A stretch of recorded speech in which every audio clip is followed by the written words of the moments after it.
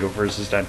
Okay. Yeah, on the spot. Hey, we're back, and we're talking about the Dark Knight Returns trailer that was included in the Superman vs. the Elite video. First look at the upcoming adaptation of Frank Miller's classic deconstruction of superheroes and Batman and the ushering in of the new dark era that is what we now know as DC Comics. Yes. Or comics in general. Yeah, I'm glad they're doing it as a two-part. The review. Yes. The trailer looked very interesting. I appreciate that they're not trying to condense everything into one 90-minute film. I get the feel, but every one of their trailers I feel like this, but I get the feel from this one that this one is special to them. Now, every time they do a new movie, I always feel like they're like, well, this is important, this is special. But I really do feel like, okay, we're giving this two parts. We're going to tell, and the fact that they're even starting with the race car scene, that I like, well, what are they going to cut out? That would be one of the first things I'd cut out. Well, they're keeping even the Pinnacle race car scene where he's like, this would be a good death.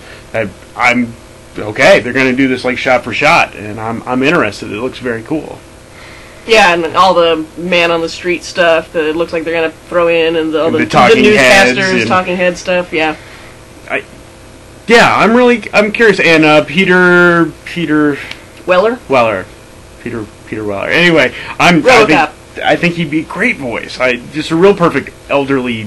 Oh yeah, perfect casting. I mean, he could even practically play it in live action. Although I know everyone would rather it be Clint Eastwood. Clint Eastwood would be Batman Beyond Batman, I think. Yeah, by now, yeah, I think he's a very old man.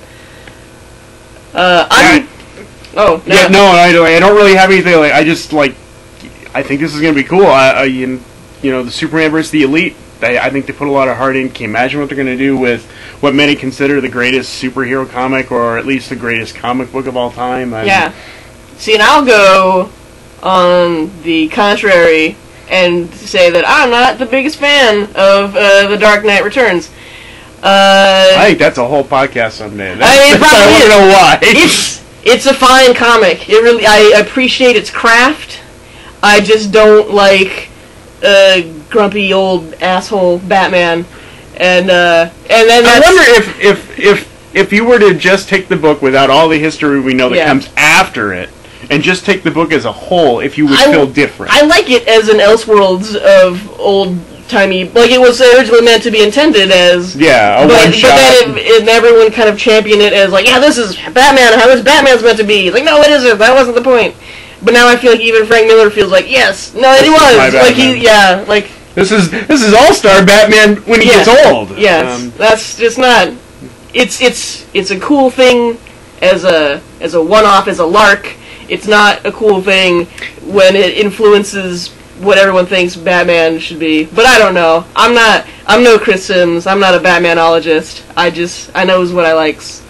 But what I likes is Carrie Robin. I love Carrie so much, and that's the thing I'm most looking forward to in this movie. And I'm glad they went so young with the voice. Yes, absolutely. Yes, I want her to be this whatever. Young, idealistic, impressionable. 11, 12 years. I don't know how old she is. The little girl from Modern Family. And she's perfect. The voice sounds perfect.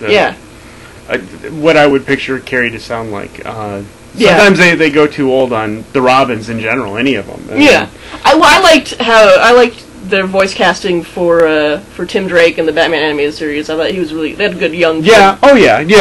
Yeah. But I mean, like, Dick Grayson sounded too old when they had Dick in the animated series. I felt like he sounded like it only made sense once he became Nightwing. It's like, okay, now it worked, but but weird college boy. Well, he looked weird dressed as Robin, as a college man anyway, in that series. It was so weird. Yeah, he was like such an odd age. It was. Hey, that's a tangent. But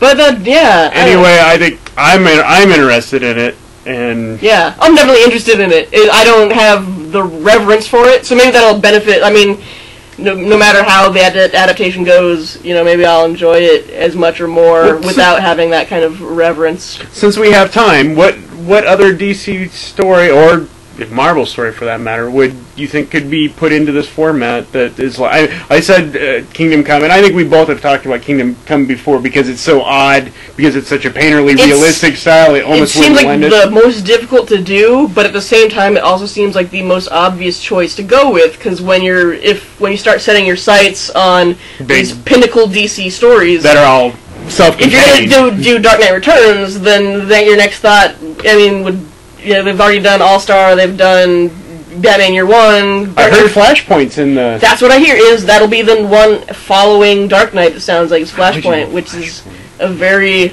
odd choice. And I wonder... Crisis. I wonder if they're using it to sort of say goodbye to adaptations of any past materials. I mean, are they doing Flashpoint for the same symbolic reason they did Flashpoint in the books? To be like, all right, we're done with this old DC universe from now on. All their Superman are having collars. That's right. No Everyone's got V-shaped collars, and yes, no more underpants on the outside. And you're gonna start seeing Grifter showing up in the animated movies, and Superman fighting Hellspawn, and I don't know.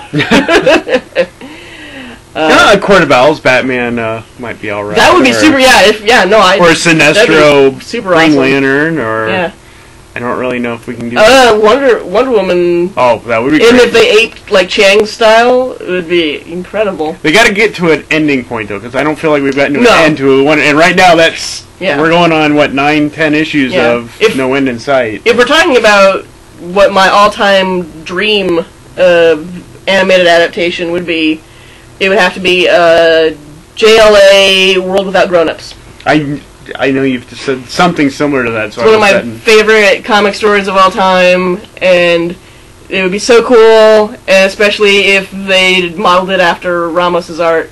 And I would that'd be so awesome to have just Impulse. And with them going so dark, I would like something like Titan's Hunt, where actually.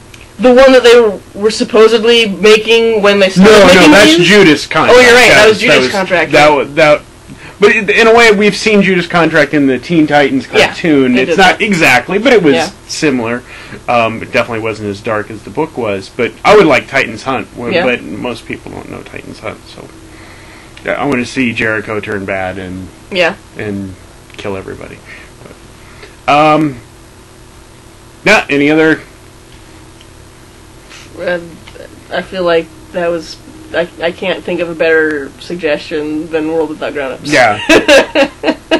How about Impulse? It was just an Impulse movie. Yeah, just based on a handful of the Mark Waid issues. I would love it. One of the Flash storylines where the first Flash storyline where Impulse is in and Flash is dying, and I can't think Terminal Velocity? The one right before Terminal. Well, no, I guess it is Terminal Velocity. It is Terminal Velocity. There was just like bam, bam, bam, miniseries after miniseries right there. That would be great. I would say just a really good.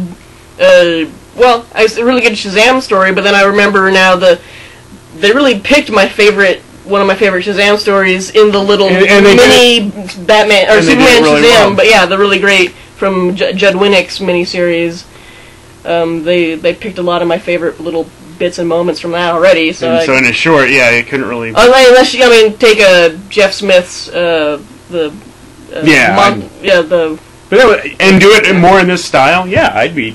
A little more cartoonish and less... Yeah, it's written Jeff's style. It's like animation on paper. Or the Superman Family or Teen Titans. Oh, that would be too... I can't believe that they never did an animated Tiny Titans show for preschoolers. Like, that just seems like printing Are they popping up on those DC Hour shorts that... They do. They have super deformed versions of the Teen Titans. It's the same cast and everything from the Teen Titans cartoon. Same voices, too? Same voices, everything.